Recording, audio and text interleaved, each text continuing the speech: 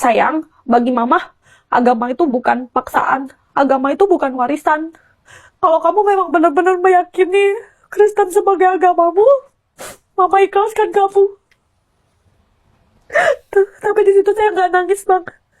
Dari sini. Dan anak lu bisa nonton loh. Saya cuma mau bilang, kalaupun endingnya saya nggak bisa membawa mereka ke satu nakoda yang sama, anak-anak mama, kamu tetap matahari mama, kamu tetap jiwa mama, kamu tetap segala-galanya bagi mama. Mama hidup hanya karena kalian. Beban juga ya buat udah nggak bisa panggil kolabu deh. Sama.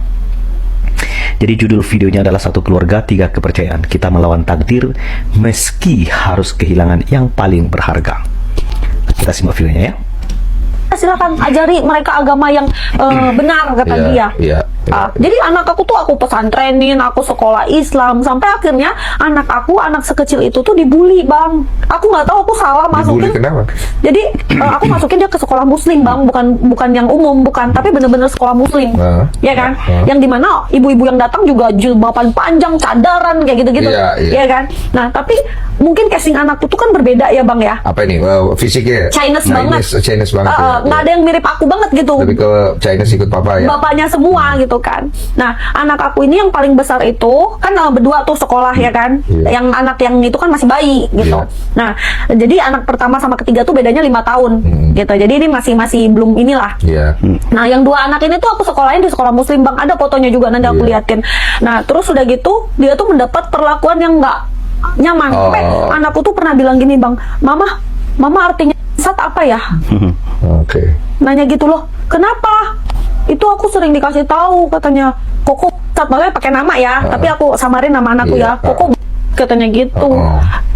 Ya, jadi di bagian pertama ini dia cerita bahwa waktu dia bersepakat dengan suaminya ya, kalau nanti anak kita ada dan anak kita ini mau kemana, mau diajarkan apa.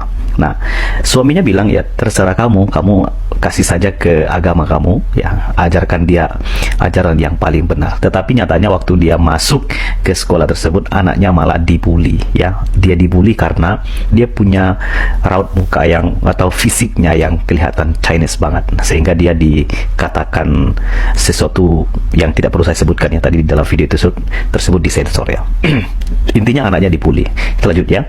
Terus aku sering dibilang apa, Cina kok sipit katanya, apa Islam kok sipit katanya gitu. Dasar Cina katanya gitu. Oh, dikatain etnisnya berarti ya. Jadi dihajar terus itunya. Dan aku sembunyikan itu dari suamiku. Karena kan anak-anakku kan deket sama aku. Karena aku yang nganter, Bang. Dia kan kerja. Ya kan, aku yang nganter. Nah, waktu itu ada timing di mana aku itu arisan. Jadi aku nggak bisa jemput anakku. Dia yang jemput. Dia melihat semuanya. Jadi dia lihat anakku tuh di pojokan sendiri lagi main tanah. Sedangkan harusnya kan di dalam kelas, masih jam pelajaran gitu loh. Gitu. Nah, ini kita nggak tahu sekolahnya ya, tidak disebutkan di sini. Kalau ini terjadi di sekolah, berarti kan ini nggak dapat dibenarkan. Masa yang lain disuruh belajar, malah anak yang karena dia punya mata sipit kelihatan Chinese ya malah disuruh keluar. Itu juga sekolahnya yang nggak benar ya. Kita lanjut ya. Itu loh, akhirnya dia ngomong kenapa katanya. Dan itu dibiarkan sama guru-guru. Jadi dia main sendiri di lapangan, di tanah gitu loh. Terus akhirnya itu membuat anak-anakmu pindah agama? Enggak, belum. Waktu itu belum pindah agama, dia masih tetap Islam. Karena kan ikut saya, ya kan. Nah, terus akhirnya kita keluarkan dia, kita masukkan homeschooling. Ya kan, kita masukkan homeschooling itu 2 tahun, Bang, kelas 1 sama kelas 2 SD. Ya, ternyata pemilihan homeschooling tuh salah juga lagi. Kenapa? Membuat anak itu tuh sosialnya tuh nggak berkembang gitu loh, Bang. Anak itu jadi kayak autis, sampai aku tuh pikir anakku autis gitu loh. Introvert dia. Iya, jadi kayak kalau bukan itu aja, Bang. Kalau kayak anak autis gimana sih, Bang? Kalau dipanggil tuh nggak nyaut, terus ngomong itu nggak, kan kita ngomong tatap-tatapan nih, dia tuh kayak ngomong kemana gitu. Aku takut gitu loh. Aku cekin. Tapi nggak apa-apa, kata dokternya nggak ada. Oke. Gitu loh. Akhirnya aku tahu ini pasti beban mental gitu loh. Oke. Akhirnya aku cari sekolahan formal, Bang. Yang biasa. Iya, yang biasa gitu kan. Tapi dia minta, udah cari aja sekolah yang bagus gitu. Kita kan ada uang sudah gitu loh. Nggak usah khawatir soal uang. Dia bilang gitu. Oke. Tapi sekolah yang bagus adanya di sekolah Kristen. Nah, gitu.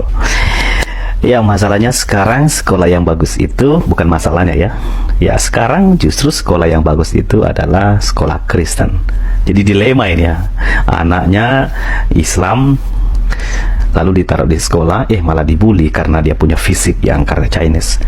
Sekarang anaknya mau dimasukkan ke sekolah yang bagus ya. Sebelum itu ya, dia disuruh baiknya belajar di rumah aja ya, homeschooling ya. Ternyata juga nggak bagus karena dia jadi tertutup karena sosialnya nggak berkembang, sehingga harus dipikirkan untuk sekolah kayak formal. Dan sekolah Kristen menurut apa yang disampaikan oleh ibu ini adalah sekolah Kristen yang baik. Saya pikir ini awal mula akhirnya anaknya juga boleh mengenal Yesus ya. Kita dengar deh. Nah, saya searching dulu tuh, Bang. Cari dulu sekolah yang nggak full Kristen gitu loh. Sekolah itu ada, Bang, orang-orang Islam gitu loh, nggak Kristen semua. Saya oke lah, kita masukkan ke sana. Masukkan 2 anak dulu waktu itu kan. Masukkan 2 anak. Dalam 2 tahun dia masih sekolah Kristen itu, dia masih aku suruh ngaji, Iya. aku panggil guru, Iya, ya kan, iya. bisa baca doa ini doa itu, semuanya dia udah oke, gitu kan. Oke. Dalam 2 tahun aja, Bang, tiba-tiba yang kokonya bilang, Mama aku mau ngomong. Ah, kenapa sayang? Mama boleh nggak aku masuk Kristen? Nah. Langsung aku di situ, Bang. Tahu nggak? Gimana Bang? Paham.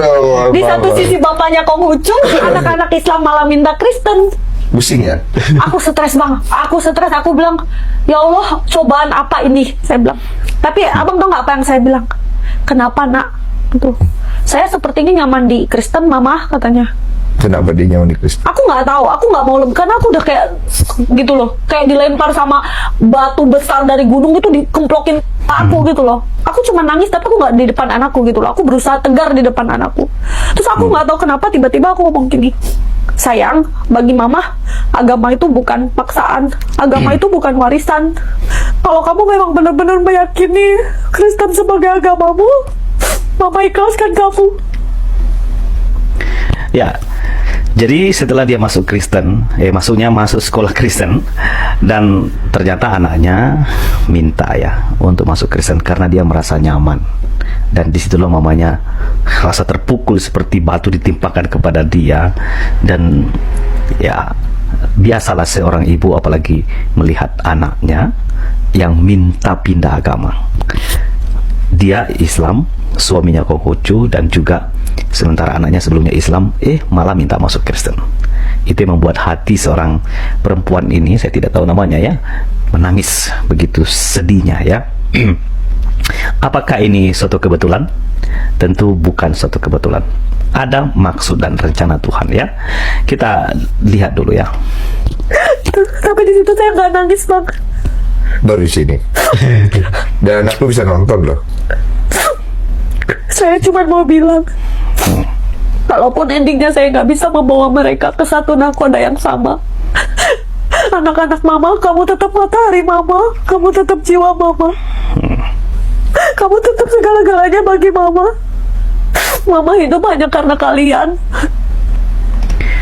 Ya, itu curahan hati seorang ibu ya, karena mendengar anaknya yang meminta untuk dia pindah agama. Kita hanya berbeda keyakinan saja gitu loh. Iya, cuma kan mereka takut. Iya, mereka takut. Terus berusaha tegar di depan mereka dan tidak menekan mereka. Aku selalu bilang, nak, apapun agama yang kamu pilih, kalian tetap anak Mama. Kita hanya berbeda keyakinan saja gitu loh. Iya, cuma kan mereka takut. Iya. Ya, itu video yang sudah teman-teman dengar ya, dimana kita bisa melihat ya, ini tentu tidak mudah. Dan saya sangat yakin ini bukan suatu kebetulan ya. Tapi saya ingin tunjukkan satu ayat Alkitab ya. Matius pasal 19 ayat yang ke-14. Tetapi Yesus berkata, biarkanlah anak-anak itu, janganlah menghalang-halangi mereka datang kepadaku, sebab orang yang seperti itulah yang empunya kerajaan Allah. Tentu ini adalah bagian dari perjalanan Yesus pada waktu dia melayani, di mana ada orang-orang tua yang melarang anak-anak, bahkan para murid juga ikut melarang karena anak-anak ini dianggap merepotkan dan mengganggu atau mereka ribut. Tapi kalimat Yesus ini adalah kalimat yang sangat penting. Biarkanlah anak-anak itu, jangan menghalang-halangi mereka datang kepadaku. Yesus menyambut, menerima mereka yang datang. Orang yang dipilih, orang yang dikasihi adalah mereka yang betul-betul ada di dalam biji mata Allah. Itulah sebabnya siapapun, baik itu orang tua yang paling dekat, tidak bisa melarang ketika Tuhan sudah panggil. Marilah, ikutlah aku, dan kamu akan kujadikan penjala manusia. Kiranya video ini boleh menjadi berkat bagi teman-teman. Kita berharap supaya anak dari keluarga tersebut terus bertumbuh dalam iman, sehingga mereka pun boleh menjadi terang di tengah keluarganya. Tuhan memberkati. Shalom.